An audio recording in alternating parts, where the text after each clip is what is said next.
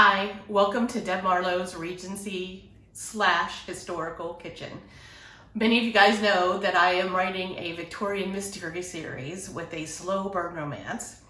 That means I get to expand my recipe research into the Victorian period, which has been great fun. And I have a new book coming out in the Kieran Levitt Historical Mystery Series, and it is called Carnage from the Cursed Crown. And in this book, we're leaving the usual locale of Victorian London, and we are exploring Victorian Edinburgh and parts of Scotland and the various estates and countrysides of Scotland. So, lots of fun. Having a lot of fun doing all kinds of new research and new locales and new recipes. And one of the recipes I found that I've included in the book, and I'd love to show you guys today, is for Scottish Parlies.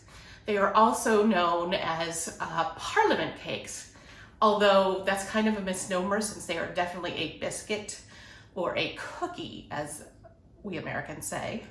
And it's kind of like a shortbread with ginger and black treacle mixed in. So this was a recipe that was very popular with the members of the Scottish Parliament. And historically, that's the tale.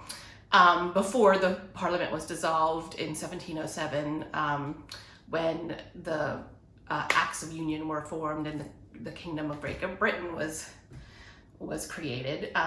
The Scottish land had its own parliament, and those gentlemen members, would reportedly go to a greengrocer store and a tavern that was owned by Mrs. Flockhart, and it was situated in Bristow Street in Potter Row behind the university. And the tale goes that they would go into the establishment and head to the back rooms where they would be served Parlies and take them with some nice whiskey. Now, Mrs. Flockhart, I have found several recipes that say they are harken back to her original recipe. They're not all quite the same, but I've come up with something that I think is a good approximation to what she would have served. And she would have been making it before rising agents were available. She also would make hers in a flat, reportedly in a flat. She would cook them flat and then cut them into squares to serve them. I am going to do her traditional recipe, but I am also going to do a little more modern version because I think I'll be more likely to get my people to eat them if I make a version that with rising agents, and also I'm going to add a little candied ginger root, which also would have been available to Mrs. Flockhart, even though I haven't found it included in any of those older recipes. So let's go ahead and get started. For our traditional Parley recipe, we're going to use some flour, brown sugar, butter, 1 egg, a little bit of black treacle, and a couple tablespoons of ground ginger. So we've melted the butter, and we're going to add a couple tablespoons of black treacle.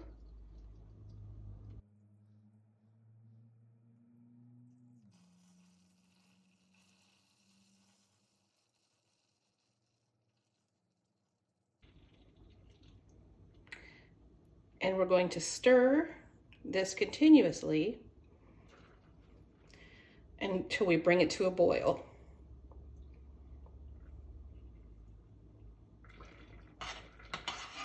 Now I've got this to a boil, and I'm going to remove it from the heat. And I've already combined my flour, brown sugar, and ginger, and I'm going to add a little bit at a time to it until I've got about half of it in.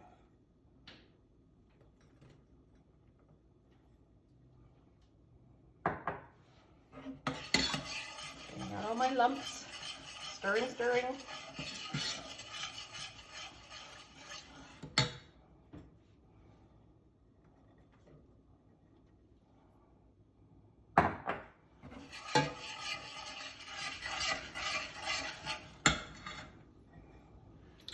Gonna bet about one more little part of it, and then it'll be about half. And then I'm going to add an egg, our one egg.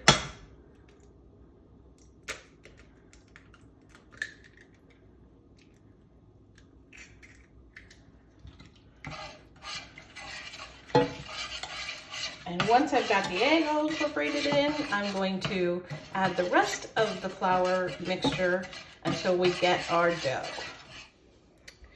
Now I've got my dough all mixed up, and I am going to spread it out into a thin sheet, thin rectangle-ish shape. And then I am going to put it in the oven at 325 for about 25 minutes. And then I'm going to take it out and we will try the traditional Parlies.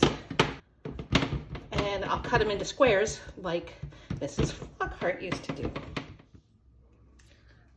I've actually taken this out a tiny bit early because it started to go brown around the edges, and that's usually how you know when shortbread is done. So I'm going to turn it out onto my cutting board, and we're going to cut it while it's warm because that's the best way to do it with shortbread. And it's just easiest to use a pizza cutter. It smells really good. I hope it tastes as good as it smells. It's got a kind of, I guess that's what treacle smells like.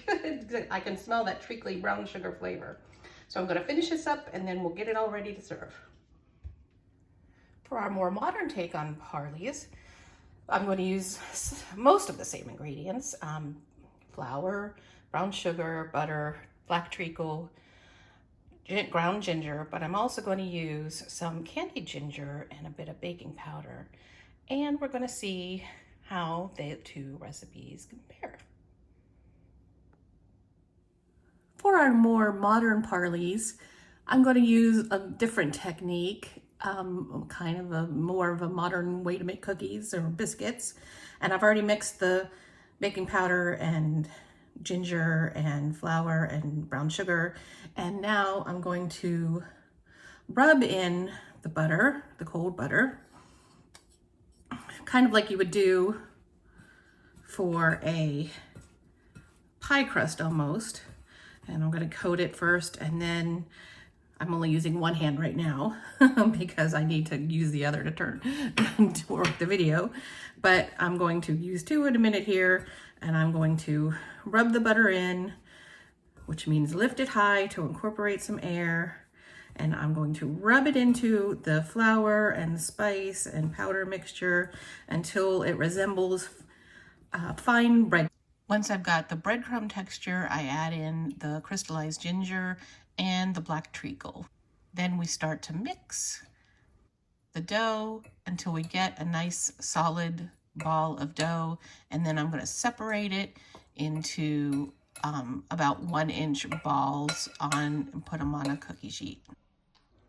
So I actually left them in a little bit longer than 10 minutes, about 12 minutes, until they started to sink down and the top started to crack. So they look really good. They smell really good. I'm anxious to see how they taste. And I've got another batch in, and then we'll compare the two. Here we go. Here's our two different kinds of Parlies. I've tried them both now, and let me tell you, I can see why these old-fashioned shortbread type Parlies were so popular. They're like very easy to eat. You've got that treacly, gingery taste. I can see why they would take sitting with a whiskey and and enjoy those. But I do think I'm, maybe it's my modern palate. I think I like these, the more modern recipe better. I think the crystallized ginger helps, and also the rising agent. But honestly, both are worthy. So if you would like one or the other of the actual measurements and recipes, just give me a holler at deb@debmarlowe.com and I'll send it to you.